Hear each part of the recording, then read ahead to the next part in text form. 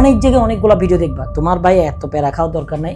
তুমি যা ভিডিও। আসসালামু আলাইকুম প্রিয় এইচএসসি শিক্ষার্থীরা, তোমাদের অনেকেরই সিনোনিয়াম অ্যান্টোনিয়াম নিয়ে অনেক ভয়।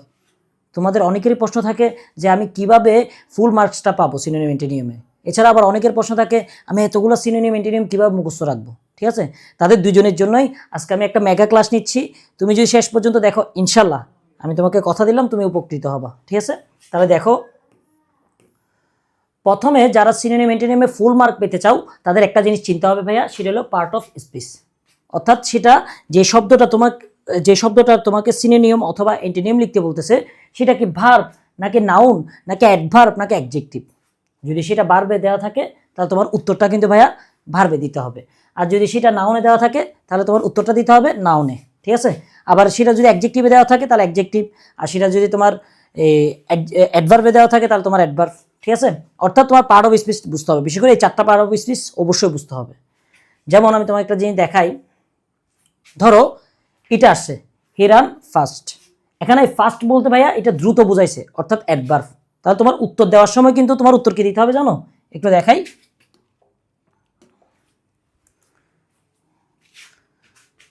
এই তো এই ফাস্ট বলতে তোমাকে অ্যাডভার্ব বোঝাইছে, এটার উত্তরটা কি হবে জানো, এটার উত্তর হতে পারে কুইকলি এরকম। আবার ওই ফাস্ট ডিউরিং রমাদান, এখানে ফাস্ট বলতে বোঝাইছে তোমার রোজা রাখা, অর্থাৎ ভার্ব। তাহলে এটার উত্তরটা হবে ভাই অ্যাবস্টেইন। অর্থাৎ ফার্স্ট যদিও একই শব্দ কিন্তু অর্থ কিন্তু একই রকম না। একটা বাক্যের মধ্যে ফার্স্ট অ্যাডভার্ব হিসেবে ব্যবহার করা হয়েছে, অর্থাৎ এটার উত্তর দিতে হবে তোমার অ্যাডভার্বে। আবার আরেকটা সেন্টেন্সে তোমার ফার্স্ট ব্যবহার করা হয়েছে কি হিসেবে, ভার্ব হিসেবে, ওইখানে কিন্তু তোমার উত্তর দিতে হবে ভার্ব হিসেবে। ঠিক আছে, অর্থাৎ পার্ট অফ স্পিচটা মেনটেন করতে হবে যারা ফুল মার্ক পেতে চাও। তাও শেষ পর্যন্ত দেখো, এত কঠিন করবো না। ঠিক আছে, শেষ পর্যন্ত দেখো।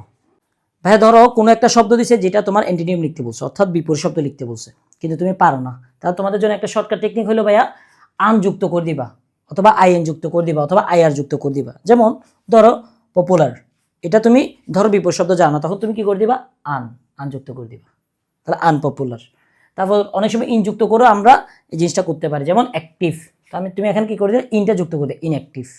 ঠিক আছে, আরেকটা দেখো, আইআর যুক্ত করে দিলে হয়ে যায়, যেমন রেসপন্সিবল, তুমি এখানে আইআর যুক্ত করেছো, ইররেসপন্সিবল।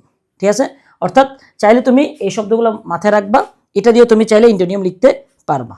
পরীক্ষার হলের মধ্যে তুমি কিভাবে উত্তর করবা। ঠিক আছে, পরীক্ষা হলের মধ্যে প্রথমে তুমি 3টা ঘর করবা।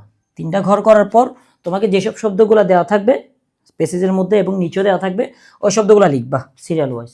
লিখার পর যদি সেটা সিনোনিম লিখতে বলে সিনোনিমটা লিখবা, সেটা যে অ্যান্টোনিম লিখতে বলে অ্যান্টোনিম লিখবা, যেটা বলে সেটা লিখবা, আর যেটা বলে না সেটা খালি থাকবে। বুঝতে পারছি বিষয়টা? তো তোমাদের অনেকেরই প্রশ্ন যে ভাইয়া আমি এতগুলো সিনোনিম অ্যান্টোনিম কীভাবে মুখস্থ করব, বা আমি কোত্থেকে পড়বো, আর এতগুলো পড়লে কি আমার মাথায় থাকবে।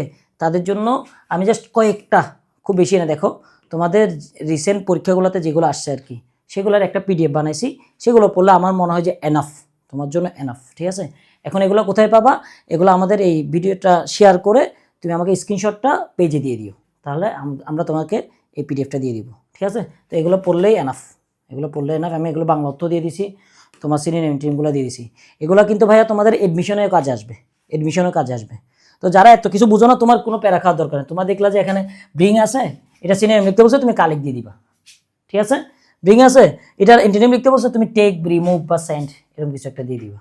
তোমার এত কিছু বোঝা যাবে, পার্ট অফ স্পিচ যারা বুঝতেছো না বাদ। ঠিক আছে, তারা যা শুধু মুখস্থ করে ফেলবা, বোর্ড বিস্তৃত। এটা যদি সিনোনিম লিখতে বলতো হোয়াইট, আর যদি তোমাকে অ্যান্টোনিম লিখতে বল তাহলে নেরো। বুঝতে পারছি বিষয়টা? তাহলে আশা করি তোমরা এই ভিডিওটা থেকে উপকৃত হবা, আর ভালো করে পরীক্ষা দাও। দেখো অনেক জায়গায় অনেকগুলো ভিডিও দেখবা, তোমার ভাই এত প্যারা খাওয়ার দরকার নাই। তুমি যা ভিডিওটা শেয়ার করে এটা নিয়ে ফেলো, নিয়ে খাতায় লিখিয়ে হোক বা পিডিএফটা দেখে হোক, অথবা স্ক্রিনশট নিয়ে নাও, স্ক্রিনশট নিয়ে তুমি পড়ে ফেলো। বুঝতে পারছি? ওকে, সবার জন্য শুভকামনা। আসসালামু আলাইকুম।